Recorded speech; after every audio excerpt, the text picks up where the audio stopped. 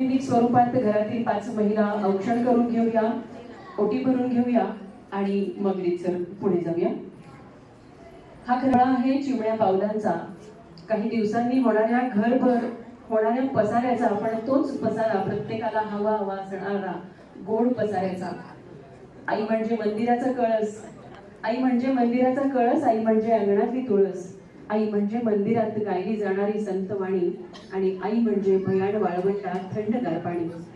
जगात आईपेक्षा कुठलंच मोठं सुख आणि कोणतंच मोठं पद नसतं. आणि या पदावर आज आपली दीपलक्ष्मी जाणार आहे आणि त्यासोबत प्रसाद. दोघांचं नाव बघा किती साजेस आहे, दीपलक्ष्मी आणि प्रसाद, बरोबर ना? आता याला हिचा प्रसाद आहे का याला हिचा प्रसाद आहे, काहीच कळायला मार्ग नाहीये. पण किती नियतीने नावं अगदी साजेशी ठेवलेली आहेत, दीपलक्ष्मी आणि प्रसाद. तुम्हा दोघांना भरभरून परमेश्वराचा प्रसाद मिळो. तुमच्या घरी मुलगा येवो, मुलगी येवो, चंद्र येवो किंवा चांदणी येवो, तितक्याच आनंदाने आणि प्रेमाने तुम्ही सांभाळणार आहात याचा विश्वास आहे. आई, कार्यक्रमाला सुरुवात करण्यापूर्वी आपण दोन्ही आज्यांची एक फुगडी घेऊयात का? कारण आपल्या परंपरेमध्ये आनंद व्यक्त करण्याची ती खरी पद्धत आहे. माऊली माऊली म्हणत मैलोन मैल चालत वारकरी जातात आणि लग्नाच्या मंडपाच्या बाहेर सुद्धा आपण फुगड्यांनी आपला आनंद साजरा करतो. म्हणून या दोन्ही आज्यांची आपण एक फुगडी घेऊयात का आधी?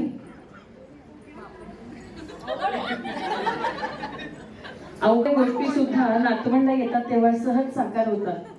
आता मला एक सांगा, यांची फुगडी मुक्याने शोभेल का? ते शास्त्र असतं ना, आपण ते इथे येईपर्यंत सांगायचं नसतो. उखाणा तर व्हायलाच पाहिजे. मी कॉपी करू का? कोण म्हटलं चालेल इकडे? थांब, तुझ्याकडे पण येणार आहे. बर, या मुलीच्या या. दुधापेक्षा प्रिय असे दुधावरची काय, माझी लाडकी लेक होणार आहे आता माय. टिंबट और सवय फोडली होता ना.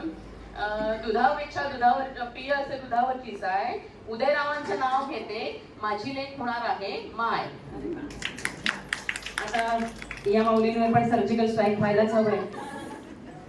बाळासाठी लाडू पेढे वळू, दीनानाथांचं नाव घेते, आपण दोघी फुगडी खेळू. येणाऱ्या बाळासाठी लाडू पेढे वळवू, आपण दोघी विहिणी फुगडी खेळू. चला. थकल्या हातांना सुद्धा अगदी नवीन पालवी फुटणारा हा क्षण असतो आजीच्या आयुष्यातला. पुन्हा एकदा नव्यानं आईपण बाईपण जपण्याचा आणि साकारण्याचा हा आनंदी क्षण. या आपण आता तयारी करूया. जर सर्जिकल स्ट्राईक वाटत नसेल तर आपण आत्या, मावशी, मामी, काकू, बाळाची होणारी बरं का, यांची पण फुगडी घ्यायची का? तोपर्यंत यांची इकडे तयारी होईल. बर, मी उखाणा घ्यायला नाही लावत कोणाला, किंवा मी सांगते प्राउंटिंग करून. अच्छा, मला प्रसादनी सांगितले इथे बऱ्याच अशा काय म्हणतात ज्ञानी मंडळी आहेत, महिला वर्ग, की ज्यांच्याकडून मलाही बरेचसं काही नॉलेज मिळणार आहे. पण आपला वेळेअभावी कार्यक्रम थोडासा लेट झाल्यामुळे मला त्यांच्याशी इंटरॅक्ट करता येत नाहीये. मी बरोबर असेल तर मला जरूर सांगा, आणि चुकत असेल तरी सुद्धा तुम्ही मला नक्की सांगा. आपल्याकडे फुगडी आपण गोल खेळतो, समोरच्याचा हात घट्ट पकडून ठेवतो आणि गोल फिरतो. त्या स्पीडला सुद्धा मर्यादा कधी कधी राहत नाही. आनंदाचं उधाण येतं तेव्हा जोरात फुगडी रंगते, आणि या फुगडीमध्ये विश्वास असतो समोरच्याच्या हातावर, तो आपल्याला सावरून घेणार आहे. आयुष्याचंही असंच आहे, आपण फिरून फिरून पुन्हा तिथेच येत असतो. नकळत सगळ्या नातलगांना एकत्र बांधून ठेवण्याचं काम आपल्याला आयुष्यात येऊन करायचं असतं, आणि एकमेकांना सांभाळून घेऊन ज्ञान अज्ञानाची ही फुगडी माऊली माऊली म्हणत खेळली जाते. आणि हा एक ठाम विश्वास असतो एकमेकांचा, सपोर्टचा. अशा पद्धतीने आपण फुगडी फेर धरताना सुद्धा एकमेकांचे हातात हात घालतो, एकमेकांना टाळ्या देत, म्हणजे तुमच्या प्रत्येक प्रसंगात आम्ही तुमच्या सोबत आहोत.